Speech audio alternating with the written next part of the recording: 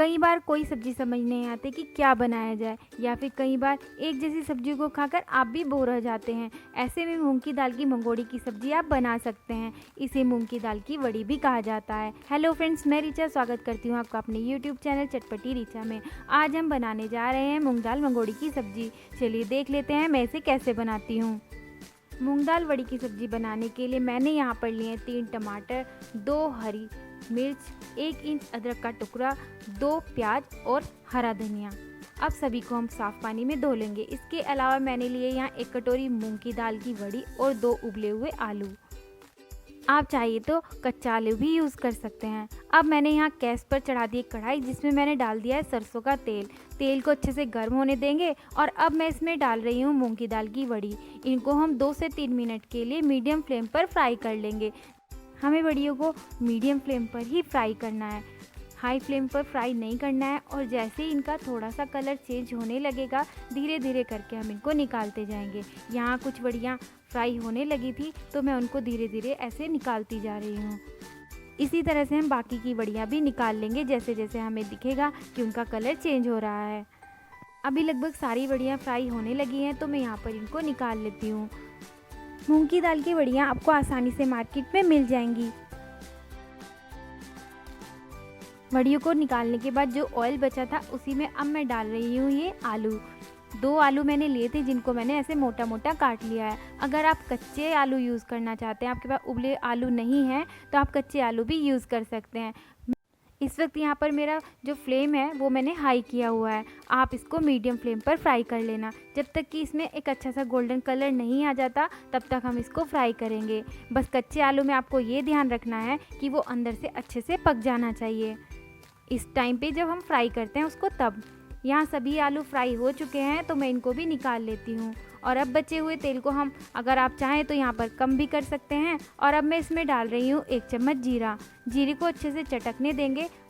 और अब हम इसमें डाल देंगे बारीक कटा हुआ प्याज। प्याज के साथ ही मैंने अदरक, लहसुन और हरी मिर्च को भी बारीक बारीक काट लिया था। अब इसको भी हम तब तक फ्राई कर लेंगे जब तक कि इसमें एक अच्छा सा गोल्डन कलर नहीं आ जाता। यहाँ प्याज हल्का सा ब्राउन होने लगा था तो मैंने यहाँ पर डाल दिया है बारीक कटा हुआ हरा धनिया। इसको भी 1-2 मिनट तक अच्छे से भून लेंगे। इस वक्त जो हरा धनिया हम डालते हैं इससे खुशबू हमारी सब्ज़ी की बहुत ही ज़्यादा अच्छी आती है। और अब हमारा प्याज और हरा धनिया सभी कुछ अच्छे से भून चुका है तो मैं यहाँ पर डाल रही हूँ 2 बारीक कटे हुए टमाटर। एक्चुअली मैंने इसको चॉप कर लिया था चॉपर में, तो ये बहुत ज़्यादा महीन हो गए हैं। आप चाहे तो टमाटर की प्यूरी बनाकर भी इसमें डाल सकते हैं। और अब हम ऐड करेंगे इसमें थोड़ा सा पानी, क्योंकि अभी हमें ऐड करना है इसमें कुछ मसाले। यहाँ मैं डाल रही हूँ 1 चम्मच धनिया पाउडर, आधा चम्मच हल्दी पाउडर, 1 चम्मच कश्मीरी लाल मिर्च पाउडर और 1 चम्मच यहाँ पर मैं नमक डाल रही हूँ, 1/4 चम्मच गरम मसाला। और सभी मसालों को अच्छे से मिक्स कर देंगे हम। मसालों को हम मीडियम फ्लेम पर फ्राई कर लेंगे। फ्लेम हमें बिल्कुल भी हाई नहीं करना है, क्योंकि जब मीडियम फ्लेम पर फ्राई होते हैं ना मसाले, उसकी खुशबू और स्वाद बहुत ही ज़्यादा बढ़कर आता है। और अब हम इसको तब तक पका लेंगे जब तक कि इनसे ऑयल सेपरेट नहीं हो जाता। यहाँ मैंने ऐड की थी 1 चम्मच कसूरी मेथी। इसको भी हम अच्छे से फ्राई कर लेंगे। कसूरी मेथी से हमारी सब्ज़ी की जो खुशबू होती है वो काफ़ी इन्हेंस हो जाती है और काफ़ी रिच बन जाती है, तो आप इसको ज़रूर ऐड करें। अब हम इसमें ऐड कर देंगे अपनी वड़ियाँ और आलू जो हमने फ्राई किए थे, और इनको सभी मसालों के साथ अच्छे से मिक्स कर देंगे। 1-2 मिनट तक आप चलाते हुए हल्के हाथों से इसको ऐसे ही अलट पलट करके भूनते रहना। उससे मसाले इसमें अंदर तक चले जाएंगे, बहुत अच्छी खुशबू पकड़ेंगे। तो अब हम इसको 1-2 मिनट तक ऐसे ही चलाते हुए भून लेंगे। और 1-2 मिनट तक हम इसी तरह भूनने के बाद इसमें ऐड करेंगे पानी।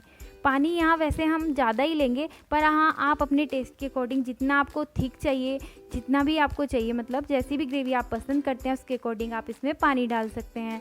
यहाँ मैं थोड़ा सा पानी अभी इसमें ऐड कर रही हूँ। इसको अच्छे से हम मिक्स कर देंगे। वड़ियों में हमें पानी इसलिए ज़्यादा चाहिए क्योंकि जैसे जैसे ये पकेंगी, जो वड़ियाँ होती है वो पानी को एब्जॉर्ब कर लेंगी। अभी मैं इसमें 1 गिलास पानी और ऐड कर रही हूँ। अभी तक मैंने यहाँ पर 2 गिलास पानी इसमें ऐड किया है। और इसको हम अच्छे से मिक्स कर देंगे। और उसके बाद हम इसको चाहे तो आप ढककर पका लीजिए या फिर ऐसे भी पका सकते हैं। हम 10 मिनट तक इसको अभी ढककर पकाएंगे। अभी आप देख रहे होंगे इसमें पानी काफ़ी सारा है। जैसे जैसे ये पकेंगी पानी इसका कम हो जाएगा, और ठंडी होने के बाद तो इसका पानी वड़ियाँ सारा ही पी जाएंगी लगभग। तो आप इसमें पानी ज़्यादा ही रखें। यहाँ हमारी सब्ज़ी अच्छे से पक चुकी है और अब हम गैस के फ्लेम को कर देंगे बंद। इसमें ऐड करेंगे थोड़ा सा हरा धनिया। आप देख रहे होंगे अभी भी इसमें काफ़ी सारा पानी है।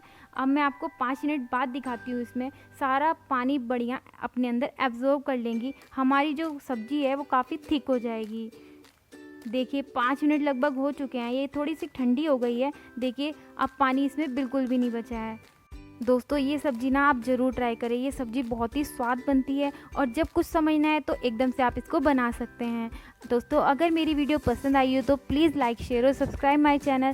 Thanks for watching my video. Have a good day. Enjoy कीजिए इसको अपनी फैमिली के साथ। Bye bye.